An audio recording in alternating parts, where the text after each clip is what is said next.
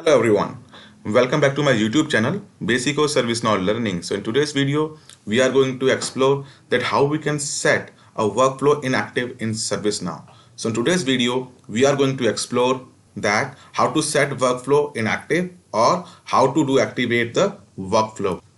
Along with this we will also explore that how to reset workflow active again.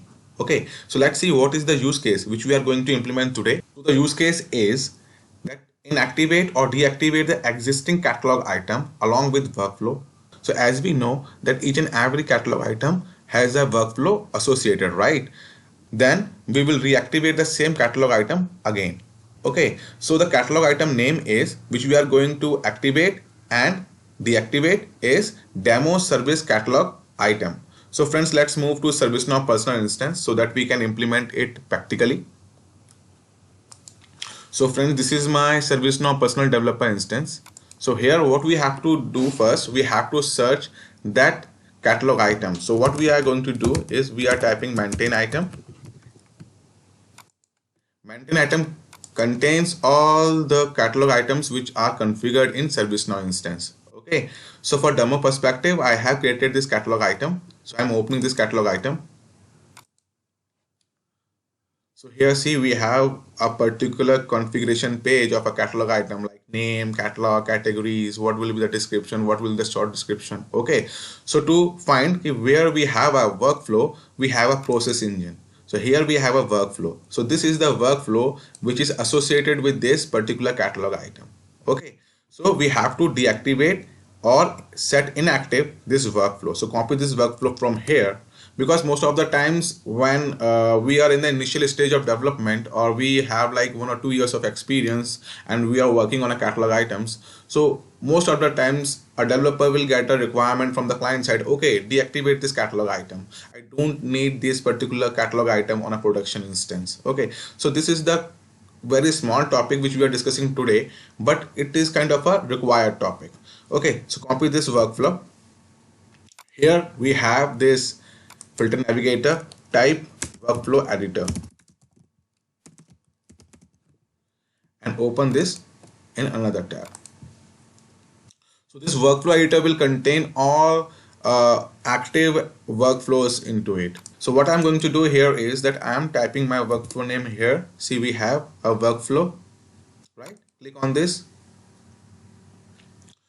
Now workflow open in the workflow editor. See, it is in published status, right? So when we have to edit a workflow, what we have to do first, we have to check out it first, right? Click here.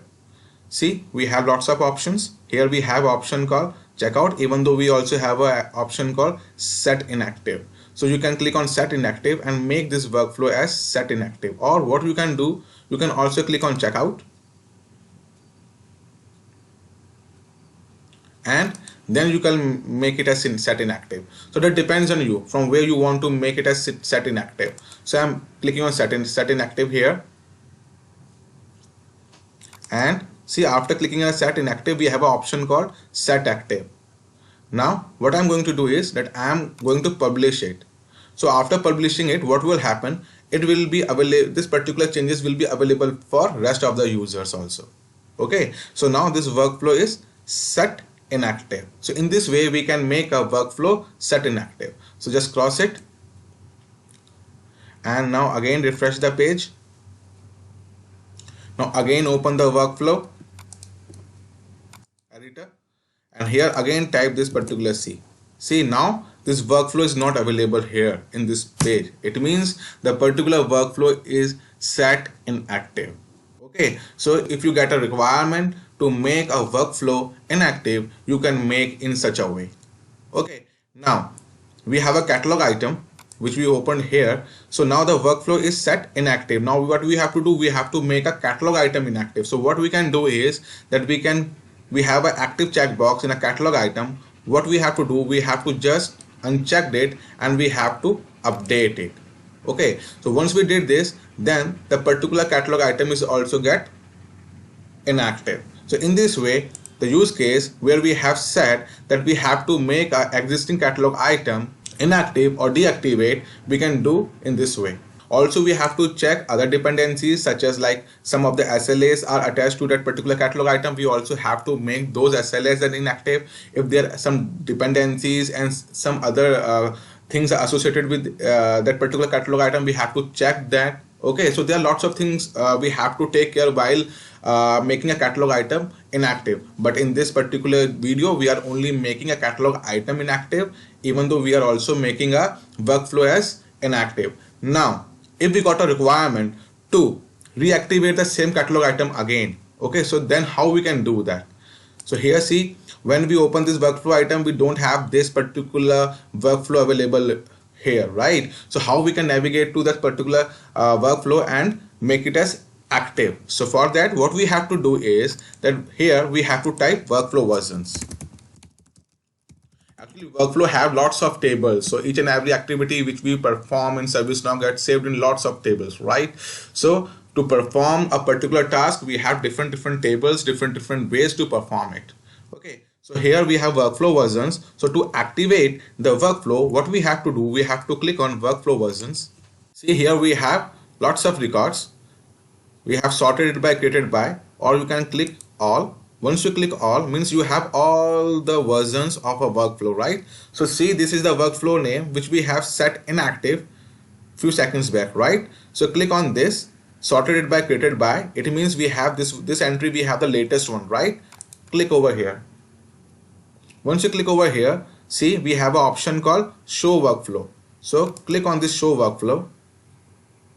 So now we can see this workflow over here. Okay, now click over here. We have an option called set active. So from here, just click set active, and in this way you can again make that particular workflow active. Now to check it, what you can do, you can go over here, type workflow editor,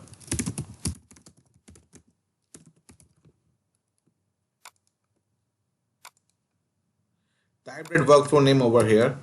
See here, now this workflow is available in workflow editor. Okay, so now this workflow is available, right? Now it is active. So if you want to again make a catalog item active, you have to process the same way. You have to go to maintain item.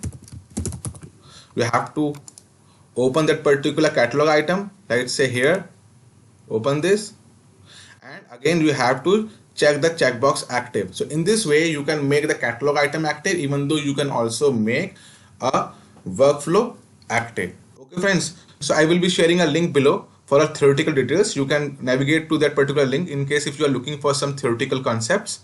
Okay, and if you think that this video helps you to understand the required topic, then please do not forget to subscribe my YouTube channel. Thank you friends, have a nice day, bye bye.